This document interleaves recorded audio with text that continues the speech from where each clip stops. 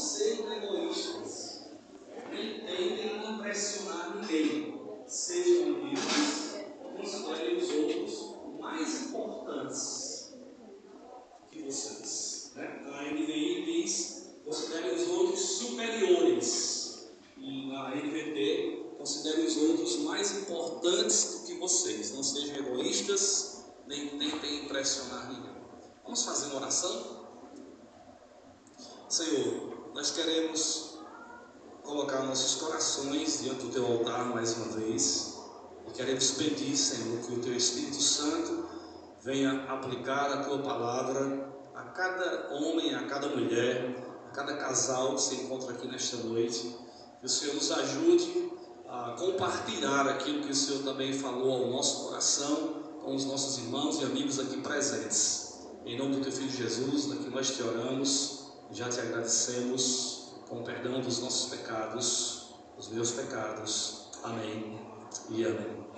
Muito bem, a palavra agora está com a Glória.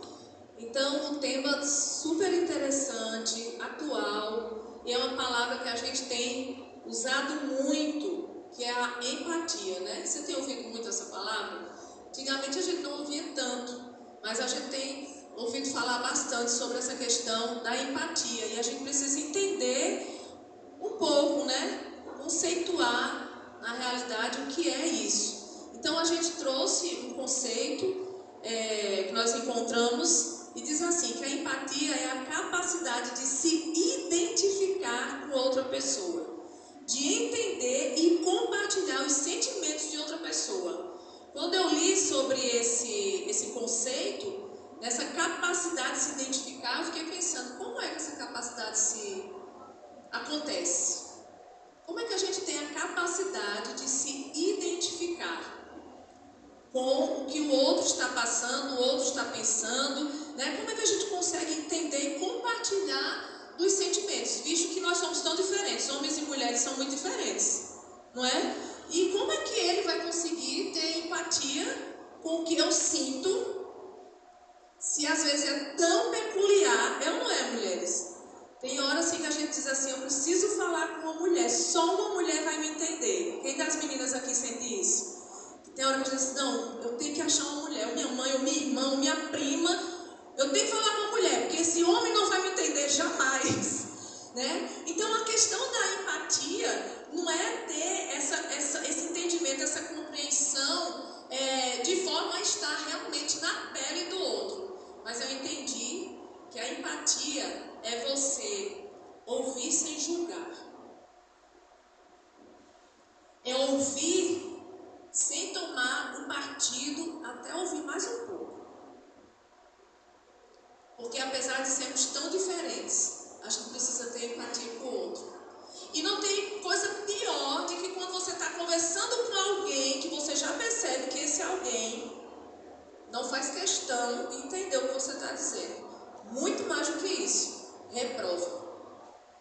Já sentiu assim? Ou homem ou mulher? Quando a gente vai conversar com o outro, porque o homem é bem diferente da gente também, né? Homens aqui, e tem alguns só pouquinhos que gostam de futebol. São alguns pouquinhos, né? Se eu dissesse o contrário, né? Quem não gosta, alguns pouquinhos dos homens, eu não gosto, a maioria gosta, principalmente aqui no Brasil, né? Mas um exemplo bem simples, né? Seria, o cara vai conversar com vocês de futebol. Eu não entendo nada, graças a Deus o outro não gosta. Fiquei na vantagem, né? Eu gosto de outros esportes. Gosta de outros.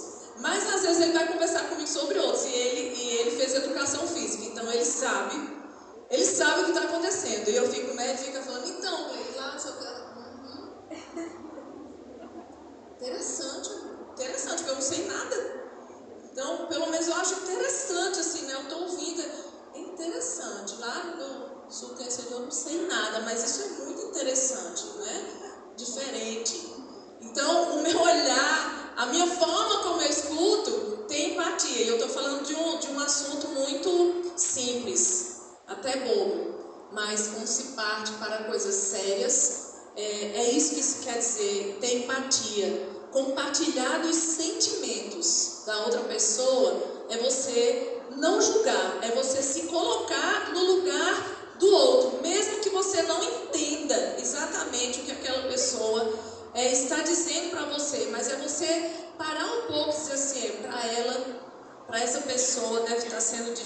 para ela, isso aqui é muito empolgante, né? As mulheres chegam contando uma história assim, todos os mínimos detalhes de como foi o dia. Foi assim, foi assim, foi assim. Chega o aspecto dele, já vai caindo assim. Meu Deus, eu tenho que escutar tudo isso, né? E a gente quer falar, então é preciso ter empatia com relação aos sentimentos, os pensamentos, as perspectivas, né? Os dramas, e ter pelo menos uma tentativa genuína de entender o mundo da outra pessoa. Então, empatia é uma habilidade muito importante para criar conexões verdadeiras e ajudar a construir relacionamentos mais harmoniosos, sólidos e saudáveis, mesmo que a gente não entenda. Eu parto do princípio que não julgar já é um grande passo para ter empatia, tá certo? E depois tentar sentir o que a outra pessoa está sentindo de alguma forma. Enfim, vivemos em dias em que a gente vê o egoísmo bem multiplicado, acentuado. Nos relacionamentos íntimos, afetivos, também tem acontecido. O amor ao próximo é uma raridade. A gente fica impressionado com coisas que a gente vê, mas a gente não tem real compaixão. E a questão principal desse esfriamento é porque tudo começa em casa. Ou não? Entre nós. Se a gente não consegue ter nenhuma sensibilidade, nenhuma empatia com o esposo, com a esposa, com o namorado, namorada, ou com os filhos, com quem está dentro de casa, a gente vai ter com alguém que está do outro lado do mundo, do qual a gente ouve uma notícia e a gente ouve e esquece logo. Então nós estamos numa geração que trata melhor, com mais carinho, cachorro, gato, calopsita. Tem gente que tem a calopsita, aí chega em casa, vai direto falar com quem? Cadê minha menininha? Não vai falar com o esposo, não vai falar com a esposa, vai direto falar com a calopsita, né? Ou com o papagaio.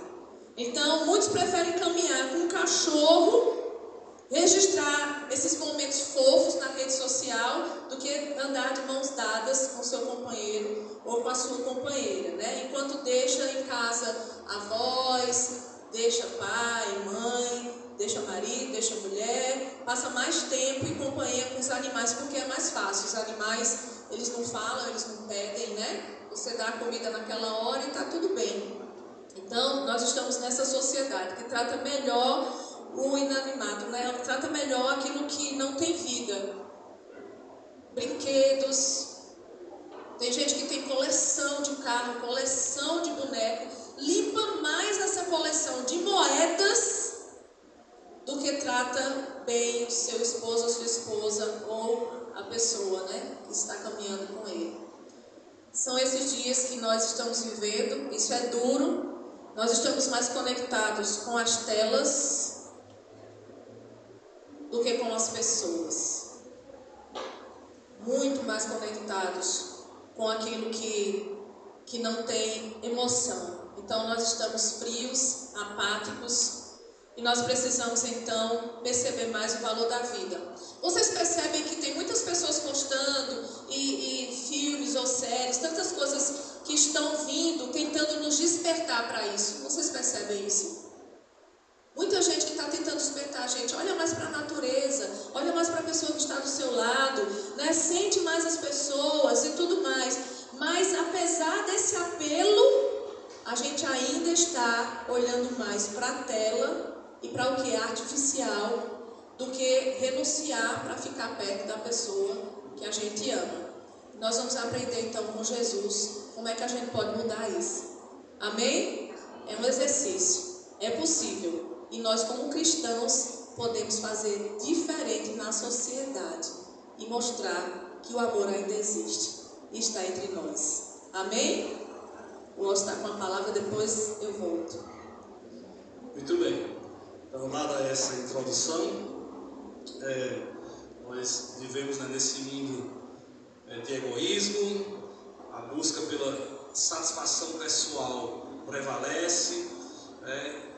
parece que nesse contexto o conceito de empatia pode ser algo ultrapassado, ou algo ingênuo, ou algo impossível.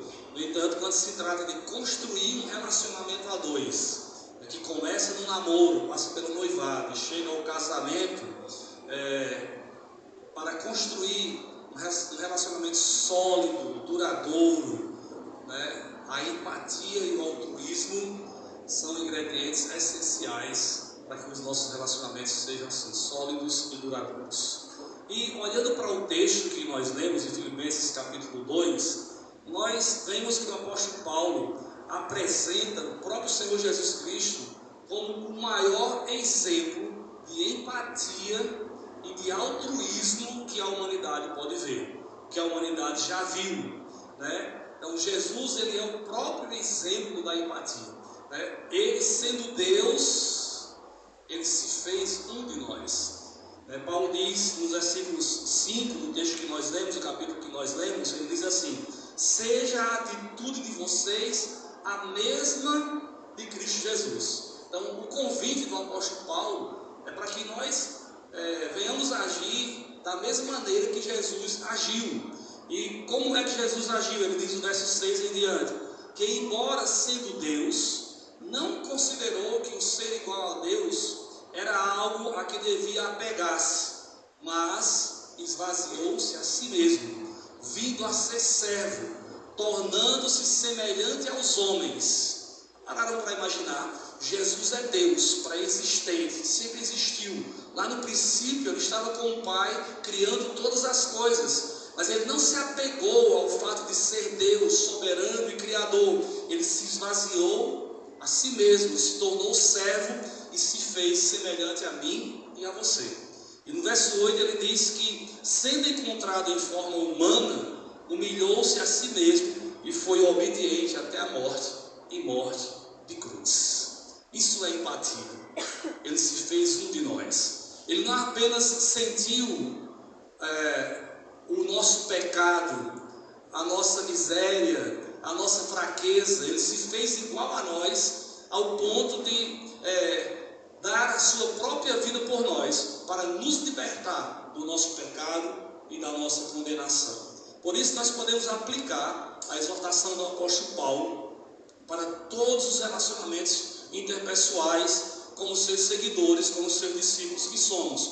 E nesta noite, nesse encontro de casais, eu quero aplicar essa palavra de ânimo do apóstolo Paulo para o relacionamento a dois, quer seja namorado, noivado ou casado, como nós já falamos, e afirmar que a empatia é um ingrediente essencial para a construção de um relacionamento sólido, feliz e duradouro, de um casamento sólido e de um casamento feliz e duradouro. E eu quero olhar então para esse texto, para o exemplo do próprio Senhor Jesus Cristo, e aprender com vocês algumas atitudes que são fundamentais e que vão nos ajudar a cultivar uma postura de empatia para construir um relacionamento duradouro, feliz e saudável. Quais são essas atitudes?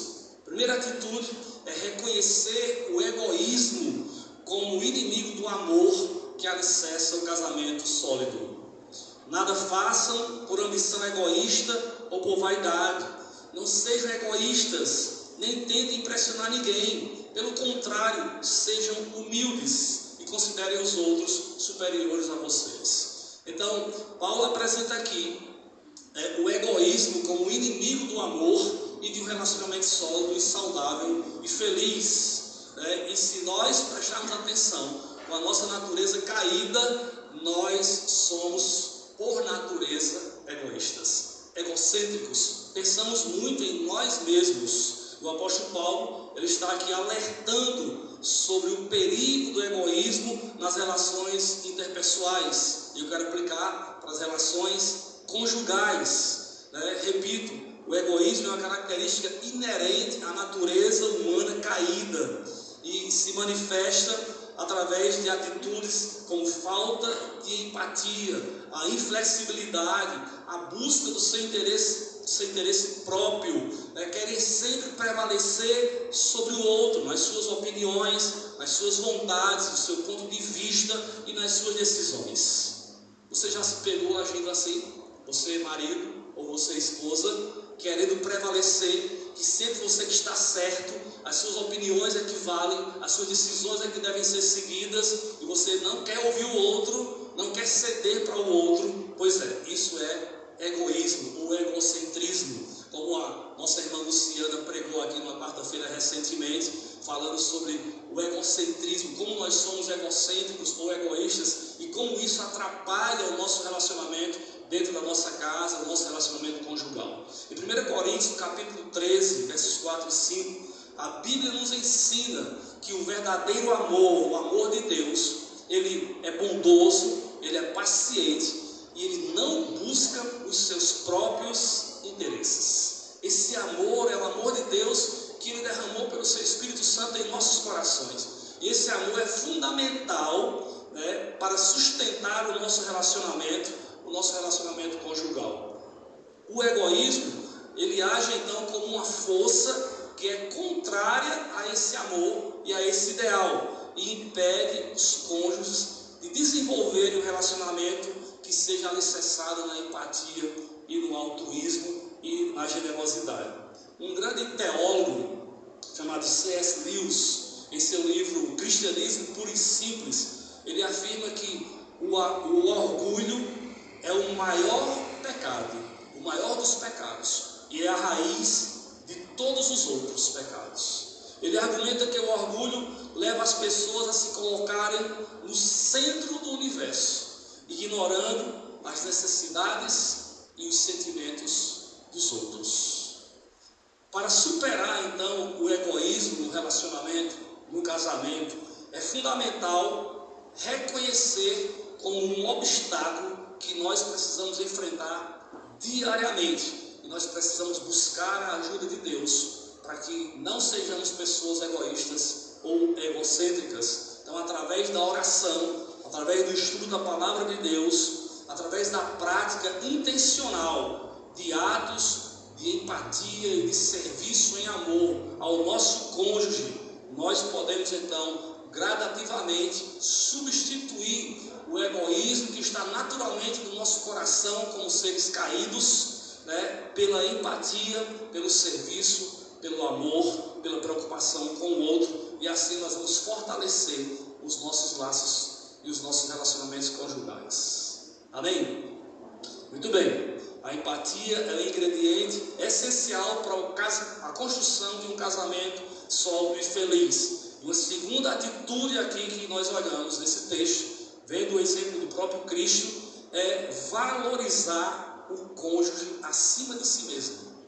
Primeiro temos que reconhecer o egoísmo como inimigo do amor e do casamento, e de um casamento sólido e feliz. Em segundo lugar, nós temos que valorizar o nosso cônjuge acima de nós mesmos, ou o nosso namorado, ou nossa noiva, o nosso noivo. Paulo diz, né, no verso 3 ainda, na parte D, ele diz: sejam humildes e considerem os outros mais importantes ou superiores a vocês mesmos.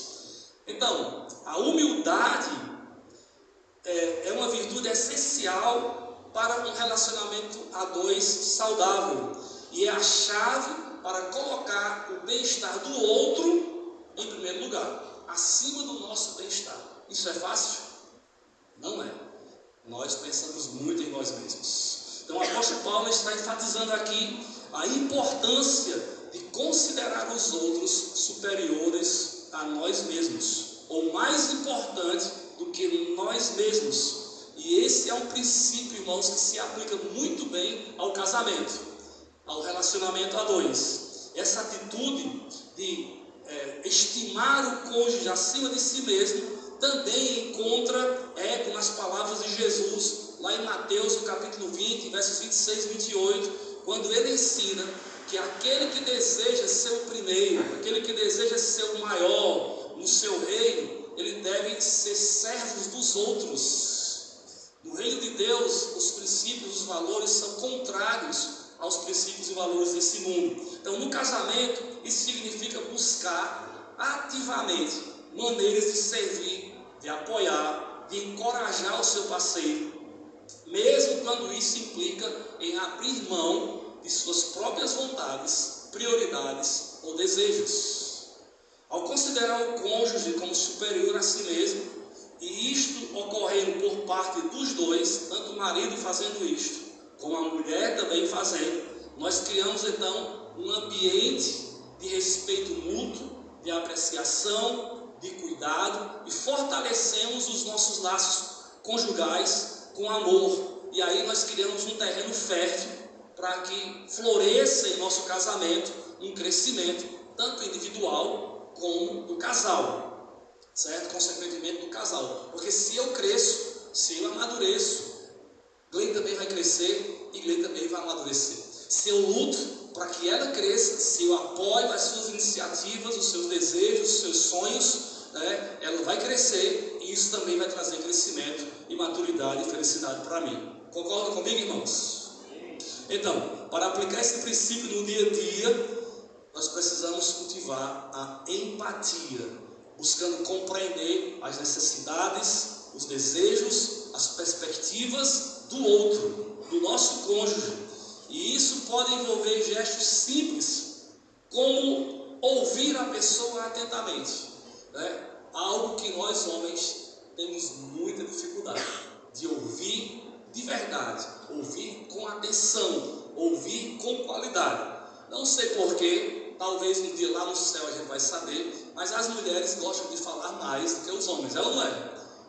As mulheres gostam de contar tudo nos mínimos detalhes. Lá em casa, agora mais não, porque minhas filhas casaram, mas são 3 mulheres, minha esposa e minhas 2 filhas. Então, quando o Gleice quer conversar, ela quer contar tudo nos mínimos detalhes. Quando eu ia pegar a Gabriela e Letícia na escola, principalmente Gabriela, o caminho todinho, ela queria contar como foi a escola a manhã todinha, tudo nos mínimos detalhes. Chegava em casa, a gente ia almoçar e ela não parava de contar o que tinha acontecido durante aquela manhã. E contava o pai, eu ouvia tudo direitinho. E eu ficava assim, meio aperreado, porque era muito detalhe, muita coisa. E nós temos uma mentalidade mais objetiva, né? Quando eu chego em casa, às vezes, quando eu leio porventura, e raramente acontece, ela não vem para o culto. Mas como foi o culto? Eu disse, foi uma bênção. Para mim eu já disse tudo. Ela vai como assim, uma bênção. Agora, se for o contrário, eu pergunto a ela, como foi o culto? Ah, minha amiga, meia hora para dizer como foi o culto. Desde a introdução, o louvor, a pregação, a oração, né? Até os irmãos que faltaram, que não estavam presentes, ela sai contando tudo. Né? A gente só diz assim, foi uma bênção, foi ótimo, foi uma maravilha o culto, certo? Então, ouvir atentamente, ouvir com qualidade, é algo tão simples, é um gesto simples, né? Oferecer palavras de encorajamento, de gentileza, são coisas simples também, né? E colocar as preferências do cônjuge à frente das nossas próprias preferências. Ao fazer do bem-estar do outro uma prioridade, a considerar o outro superior, mais importante do que nós mesmos, o que é muito difícil, mas fazendo isso, os casais vão construir um relacionamento alicerçado na empatia, na generosidade, no respeito mútuo, no amor verdadeiro, e com certeza vai ser um casamento sólido e feliz. Amém? Quero passar então para a última atitude fundamental que vai nos ajudar a ter essa postura de empatia em nosso casamento, para que possamos construir um casamento sólido e feliz. É buscar ativamente o bem do outro. Agora a gente vai para o versículo 4. Leia aí comigo. Diz assim: cada um cuide não somente dos seus interesses, mas também dos interesses dos outros.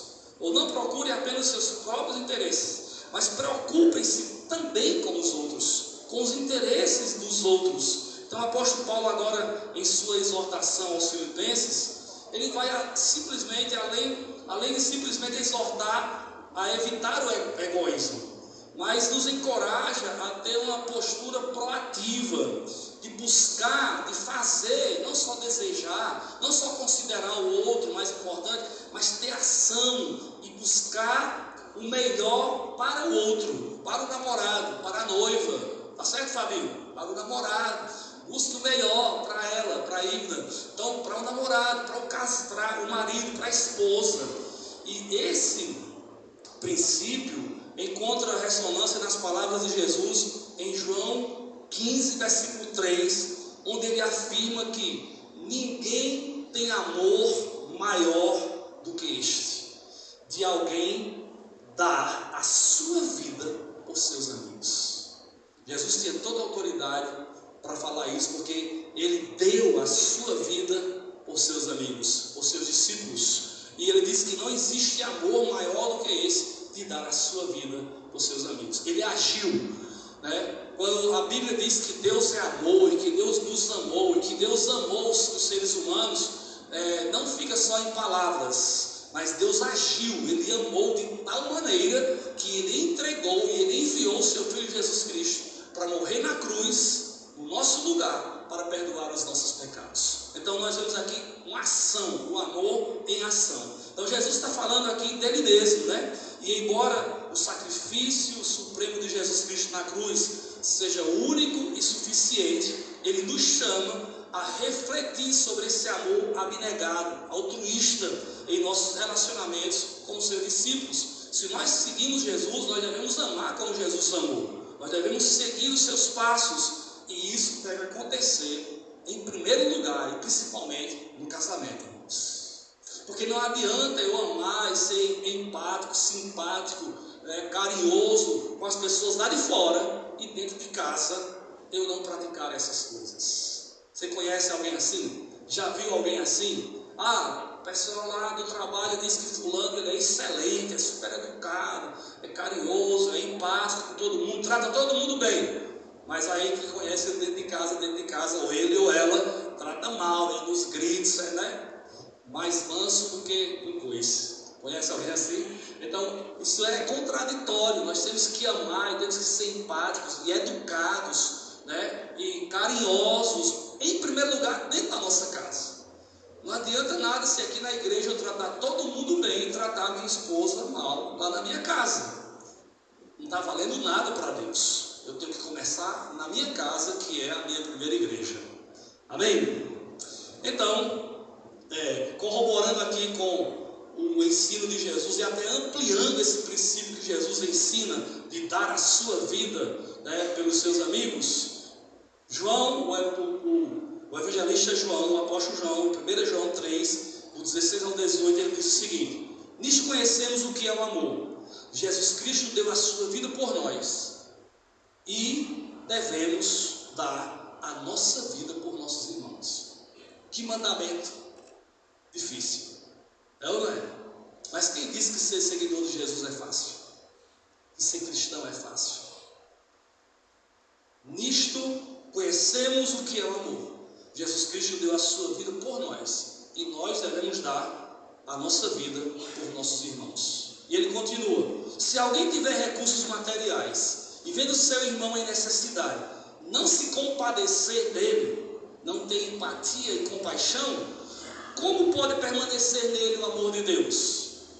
Filhinhos, não amemos de palavra nem de boca, mas em ação e em verdade. Aliás, abrindo parênteses, esse é o texto áureo da ação evangélica, né? Não amemos de palavras e de boca, mas amemos em ação. Por isso que o nosso nome é Ação Evangélica. É o Evangelho em ação, a ação do Evangelho. E João está dizendo que não adianta amar e dizer que ama, só de palavras, mas tem que ser em ação e em verdade. Não nos limitemos a dizer que amamos. E é importante dizer, as mulheres, já disseram hoje aqui, que gostam de ser elogiadas e ouvir os maridos dizendo que as amam. Isso é importante, mas não nos limitemos a dizer que amamos uns aos outros. Demonstremos a verdade por meio das nossas ações. Revelemos o nosso amor através das nossas atitudes.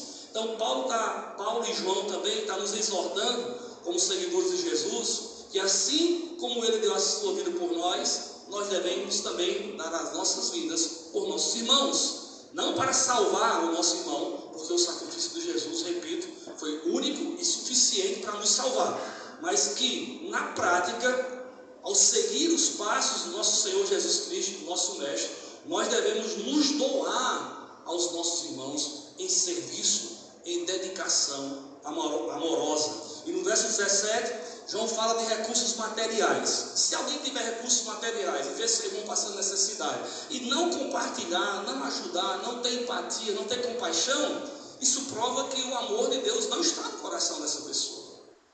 Mas podemos aplicar isso não somente às necessidades materiais, mas outras necessidades, sejam elas emocionais ou espirituais. Se um cristão está passando necessidades emocionais, materiais ou espirituais, e um irmão diz que é discípulo de Cristo, que tem o amor de Deus em seu coração, mas não tem compaixão por esse outro cristão, por esse meu outro irmão, ele está se enganando a si mesmo. Ele deve se autoavaliar se realmente nasceu de novo e se recebeu o amor de Deus em seu coração, que foi derramado pelo Espírito Santo, como Paulo diz lá em sua carta aos Romanos. Porque se nós amamos, se temos o amor de Deus, nós temos compaixão pelas pessoas que sofrem e que estão passando por algum tipo de necessidade. E no verso 18, o apóstolo João diz que essa doação em amor deve ser não só de palavras, não só da boca para fora. Isto é, não nos limitemos a dizer que amamos os outros, mas demonstremos a verdade por meio das nossas atitudes de amor. Esse princípio, ele deve ser aplicado primeira e especialmente aonde? Aonde? Em casa, no casamento, no namoro, viu, Fabinho? No noivado, peguei Fabinho hoje. No noivado, esse princípio deve ser aplicado em primeiro lugar dentro de casa, porque nossas esposas são as nossas irmãs em Cristo, mais próximas e mais íntimas. E os seus maridos, mulheres, são os seus irmãos em Cristo, mais próximos e mais íntimos. É ou não é? Então é aí que devemos começar a praticar esse princípio. É aí que devemos começar a viver o cristianismo dentro de casa, sem máscaras, sendo transparente. Amém? Porque em casa ninguém se esconde. Somos quem nós realmente somos. E é aí que nós devemos praticar esse princípio do amor e de altruísmo e de empatia. Se seu cônjuge tem necessidades, então, sejam materiais, emocionais ou espirituais, você tem um dever. Você é o primeiro ou a primeira responsável em ter empatia e compaixão pelo seu cônjuge, pelo seu irmão, pela sua irmã, e agir com amor e demonstrar esse amor em atitudes para suprir as necessidades dele ou dela. Então nós não podemos ser indiferentes às dores do nosso cônjuge, às necessidades do nosso cônjuge. Nós temos que ajudá-los, temos que ser empáticos e demonstrar o amor de Deus. Eu posso ilustrar isso, estou já indo para o final, e vou chamar a Gleide de novo. Podemos ilustrar essa busca ativa pelo bem do outro que Paulo fala aqui, como o exemplo de um jardineiro dedicado. Eu sei bem hoje o que é um jardineiro dedicado, porque Gleide, depois dos 40 anos, ela se tornou uma jardineira dedicada. O jardim dela lá em casa é uma coisa linda, é um lugar que eu gosto de orar. Gosto de orar olhando para o jardim de Gleide, Então ela é dedicada, ela cuida das plantas assim, como cuida de mim também. Ela cuida das plantas, conversa com as plantas como se fossem pessoas. Ela cuida, ela diz quando elas estão tristes, quando estão felizes e tal. Eu fico olhando e digo, estou querendo ver se está triste ou feliz, não consigo ver, mas ela vê. Então, um jardineiro dedicado, o que é que ele faz? Ele se esforça para proporcionar as condições ideais para o crescimento e o florescimento das plantas. Ele cuida da terra, ele rega, ele poda, ele protege das pragas. Ele faz tudo isso para que as plantas cresçam e floresçam e fiquem bem. Então, os cônjuges devem se empenhar da mesma forma que o jardineiro em criar um ambiente propício para o desenvolvimento do seu par, para o crescimento, para o florescimento, para a realização do outro. Como eu fico feliz quando o Gleide tem sonhos, tem objetivos no ministério, na carreira que Deus deu a ela, e eu posso ajudá-la, eu apoio, eu incentivo, eu motivo. E muitas vezes no ministério dela, ela precisou viajar para o sertão ou para outro estado, para São Paulo, enfim. E eu fiquei sozinho em casa, mas eu apoiei, porque eu vi que ela estava crescendo, ela estava se sentindo bem, se sentindo feliz. Recentemente eu disse a ela, Glei, você está cansada, ela está com alguns problemas de saúde, cansada, e aí tem convites para ela ir para Caruaru, ir para o sertão, lá para Conceição, né? Várias agendas daqui até o final do ano. E eu fico preocupado, mas eu apoio você, porque eu vejo que isso faz você feliz. Isso faz você se sentir realizado. Entregar e ministrar, cantar louvores nas igrejas por aí, faz ela bem, faz ela feliz. Então eu apoio, porque eu quero vê-la feliz. Amém, queridos? Então, para colocar em prática esse princípio, é fundamental cultivar essa postura de serviço e buscando maneiras criativas de atender às necessidades do cônjuge. Isso pode acontecer em gestos simples, como preparar uma refeição que ele gosta, preparar uma refeição que ela gosta. Não é simples isso? Para quem gosta de cozinhar, é simples. Para mim, que eu não sei cozinhar nada, é muito complexo, né? Só sei cozinhar um ovo e fazer Nescafé. Não é o que eu sei fazer na cozinha. É complexo, mas é simples para quem sabe fazer. Então, preparar uma refeição favorita, fazer uma massagem relaxante depois de um dia estressante. Que coisa boa, é ou não é? Bom, isso aí eu sei fazer. Eu faço massagem relaxante para ela, né? Ela não sabe fazer, ela diz que eu sou muito grande e não consegue fazer, ela cansa logo. Mas ela dá cafuné, pronto, dá um cafuné para o cabo dormir, né? Coisa maravilhosa. É bom ou não é, homens? Eu nem tenho cabelo, mas o cafuné aqui na careca é uma maravilha. Para mim é tempo que tem cabelo. Eu sinto o tempo que eu tinha cabelo, então é bom demais. Ela faz cafuné para eu dormir. Então, são coisas simples que a gente pode fazer para o bem do outro, mas coisas complexas também, mesmo que isso exija sacrifícios pessoais da nossa parte. Coisas complexas nós temos que fazer em prol do outro. Quando ambos os cônjuges se comprometem a promover, a fazer o melhor para o outro, o casamento se torna um reflexo vivo do amor sacrificial de Jesus Cristo pela igreja. Isso não é maravilhoso? É maravilhoso. Quando o homem ama a mulher de forma sacrificial, ele está imitando Jesus, está refletindo o amor de Jesus por sua igreja. Isso é uma bênção, irmãos. E ao mesmo tempo é um desafio. Quero chamar a Glei agora, que ela vai fazer uma dinâmica.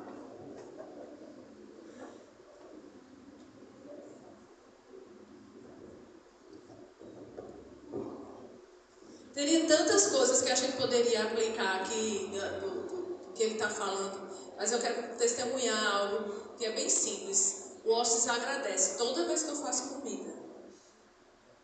Toda refeição. Ele diz, obrigada. Desde o começo eu nunca entendi. Obrigada. De nada. Eu digo porque agradeço. Ela não é minha empregada, ela é minha esposa. Tudo que ela faz para mim, ela agradece.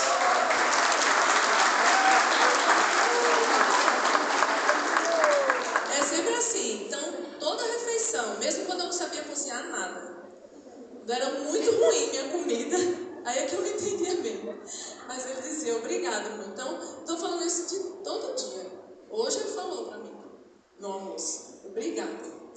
Então, são pequenas coisas que vão cultivando e vai se tornando uma cultura entre nós. E eu, antes de trazer a dinâmica que eu combinei com ele, eu quero dizer uma coisa para nós sobre empatia no relacionamento a dois, no casamento, que essa empatia é diferente de qualquer outra que você pode sentir por qualquer pessoa fora. Não é só uma simples compaixão, né? É uma identificação muito maior, porque nós nos tornamos uma só carne. E aí a gente pode sentir mais realmente o que o outro está passando. Agora, é impossível sem amor verdadeiro. E é impossível amor verdadeiro sem admiração e respeito. Quem ama, admira. E quem ama, respeita. E eu quero pedir que agora, você com seu namorado, seu cônjuge, que você fale duas coisas que você admira nessa pessoa. Fale para ela. Duas coisas que você admira.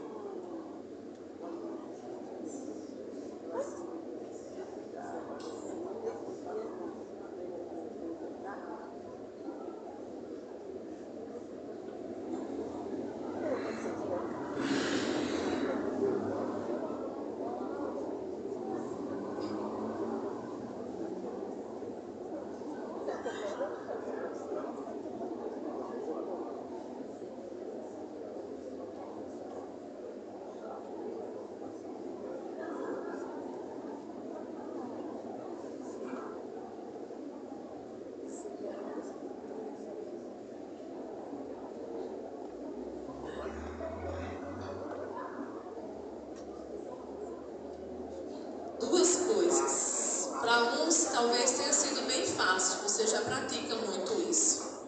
E para outros não. Mas deixa eu dizer, todo dia a gente precisa lembrar o que a gente admira no outro. Porque quando a gente lembra, compensa. Vai compensar.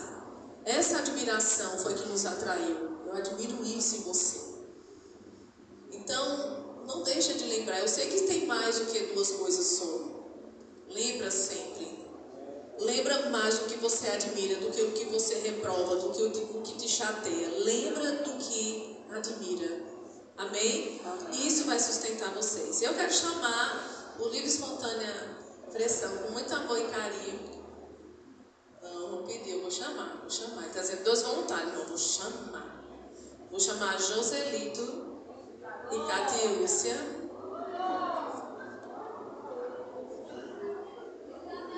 E vou chamar Cris e William. Ela chega a estar de olho baixo, para eu não chamar ela. Os 2 mais tímidos, chega. Eu quero que Joselito e Catiúcia vão ficar aqui no meio do corredor. Onde Joselito está vindo, vem mais para cá, Joselito. Mais para cá. Parem ele aqui, pronto. Catiúcia, fica de costa para ele. Vem, costa com costa. Isso. Agora vem, Cris e William, fica aqui, por favor. Eu chamo eles porque eles são de boa, gente. Eu tenho que chamar gente que é de boas, assim. Para fazer essa. Vem aqui bem no meinho. Fiquem também de costa um para o outro. Viram para um para lá, outro para o outro lado. Vem, encosta as costas. Isso. Preste atenção. Eles vão representar todo mundo aqui. Não dá tempo de fazer com cada um, tá certo? Mas eu vou fazer perguntas. Preste atenção na pergunta que eu vou fazer. Certo? Preste atenção nas perguntas que eu vou fazer. E no que eu vou pedir. Eu vou pedir para vocês darem passos conforme eu faço a pergunta, certo?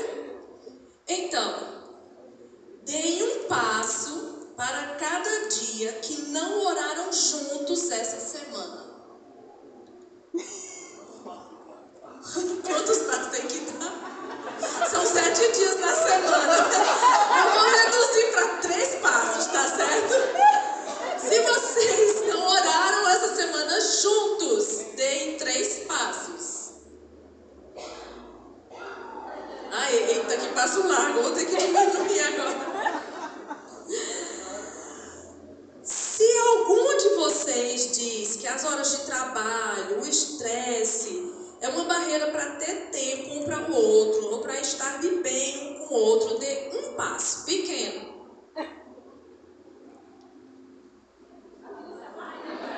Dá um passo. É para quem sente isso. É para que se um de vocês disse isso para o outro, né? Foi muito tempo de trabalho, estou estressado e tal, não dá tempo para ficar um com o outro e tal, certo? Se algum de vocês acha que o relacionamento está caindo na mesmice, dê um passo.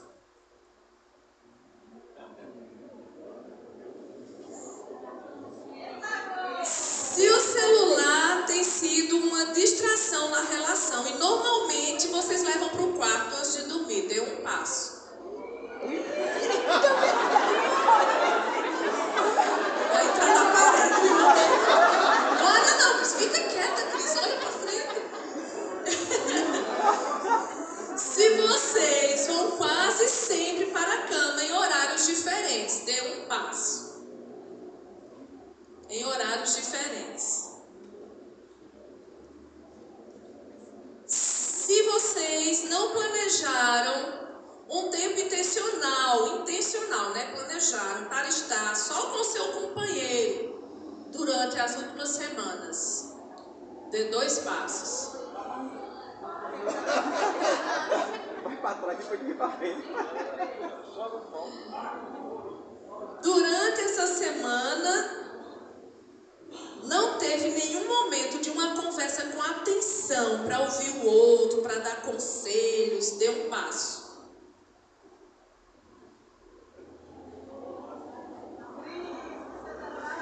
Vocês, deixem de criticar, que vocês estivessem aqui, eu queria ver.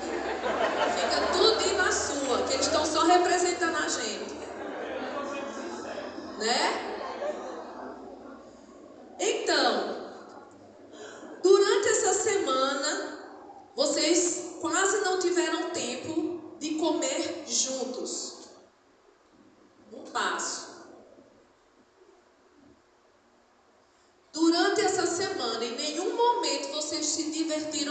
juntos, riram juntos. Um passo. Ok, podem se virar.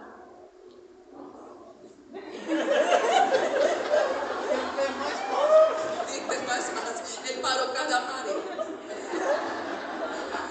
Ok, eu vou começar ali com Joselito e Catiúcia. Qual é a palavra que vem na mente quando vocês veem essa distância entre vocês? Cada um. Se percebeu a distância. E Joselito, qual é a palavra que vem à sua mente quando você olha essa distância? Faltou mais união. Ok, vocês dois, quando olha isso, qual é a palavra que vem na sua mente, Cris? Precisa melhorar. Muito. E você? Preferência? Depois tu explica pra ela porque tu escolheu essa palavra.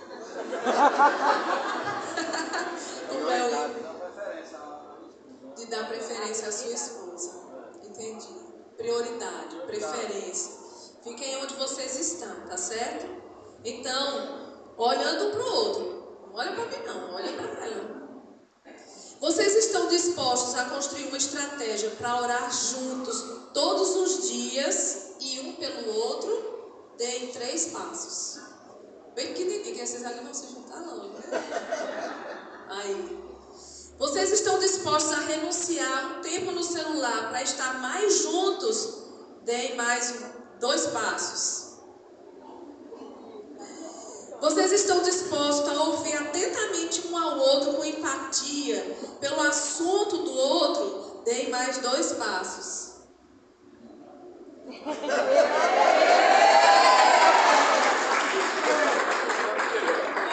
Se der mais, gruda muito, né? Essa foi uma dinâmica simples e tanta gente, não daria para fazer com cada um de vocês.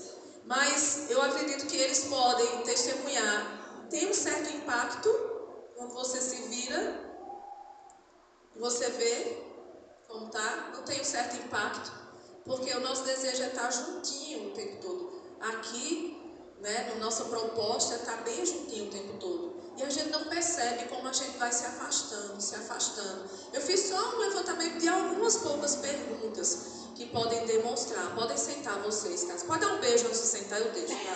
Beijo. Muito obrigada por virem, por fazerem isso, tá certo? E como eu disse, né? Eu conheço esses casais de muitos anos e não tive medo de fazer essa dinâmica com eles.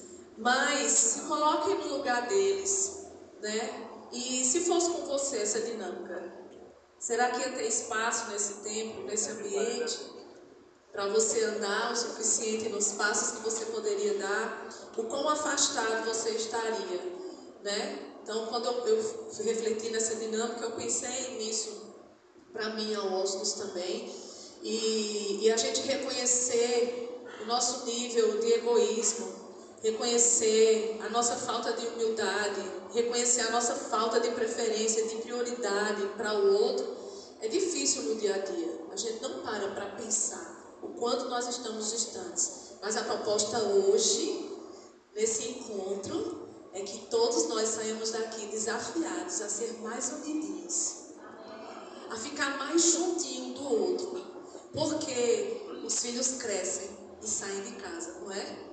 Quantos de nós aqui já tem essa realidade? Os filhos crescem e vão embora. E fica só quem? Só a gente.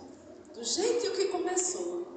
E a gente tem que estar disposto a estar juntinho na mesa, juntinho na cama, juntinho no caminho, juntinho em todo o tempo. Então vamos tirar aquilo que está nos atrapalhando no caminho. Vocês que estão começando agora, né, vocês que ainda vão começar uma vida conjugal, que ainda não casaram, comece agora a exercitar a admiração e a exercitar o tempo de qualidade juntos, a dar preferência. Não prefira mais os amigos, prefira a sua esposa, o seu esposo. Não prefira mais o trabalho, prefira a sua esposa, o seu esposo. Não prefira mais nem os filhos, prefira o seu esposo, sua esposa, porque é com ele que você vai ficar até o fim. Amém? Vamos orar por isso? Amém. Senhor, nós queremos te bendizer, Pai, pela tua palavra. Queremos te agradecer porque o exemplo maior, que é Jesus, ainda pode ser e sempre vai ser a nossa referência. Nós queremos nos parecer com o Senhor. Nos ajuda a ser humildes, nos ajuda, Senhor, a ser empáticos, a ser amorosos. Nos ajuda a olhar mais, Senhor, para o nosso companheiro, companheira, Senhor, a dar mais daquilo que o Senhor nos ensina a dar. Tenha misericórdia de nós e ajuda-nos a amar cada vez mais uns aos outros. Em nome de Jesus, amém. A gente tem um material, nós fizemos um cartãozinho simples para distribuir com vocês sobre o assunto de hoje.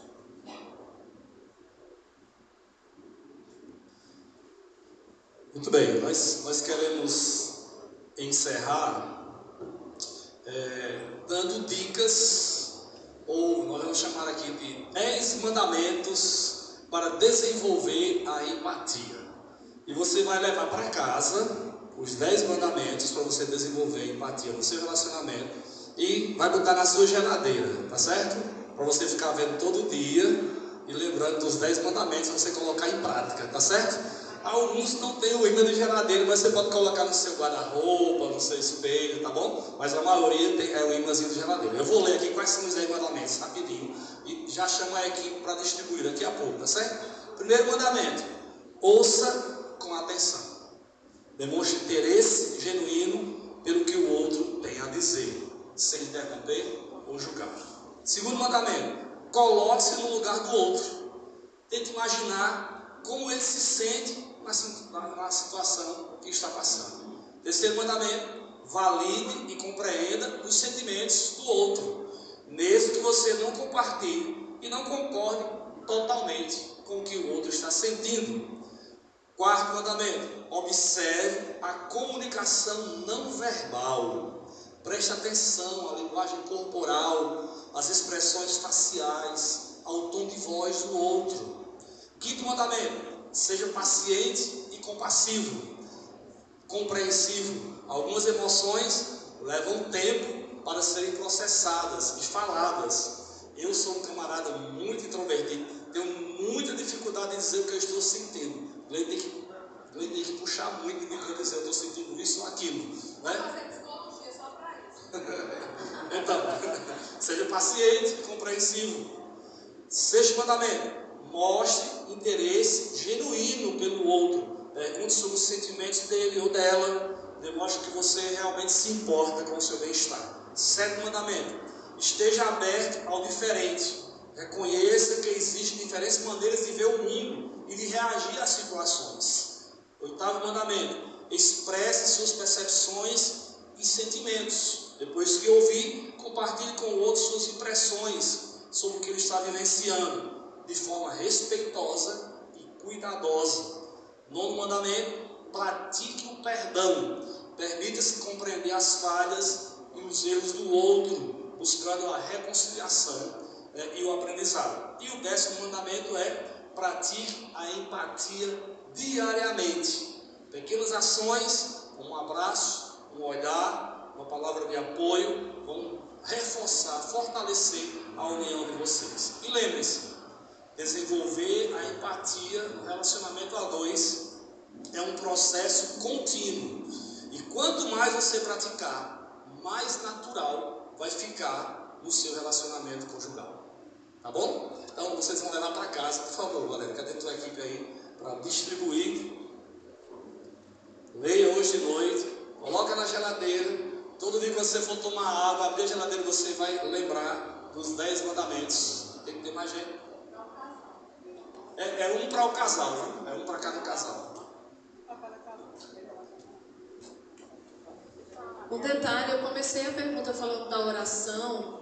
Talvez nem todos tenham essa prática, né, de orar, de falar com Deus, nem individualmente, mas às vezes tem individualmente. Mas uma coisa que vai fazer total diferença na sua casa, no seu lar, é falar com Deus e falar juntos. Tenha certeza que tudo muda quando a gente ora junto. Muito bem, vamos passar a palavra para a Valéria, mas antes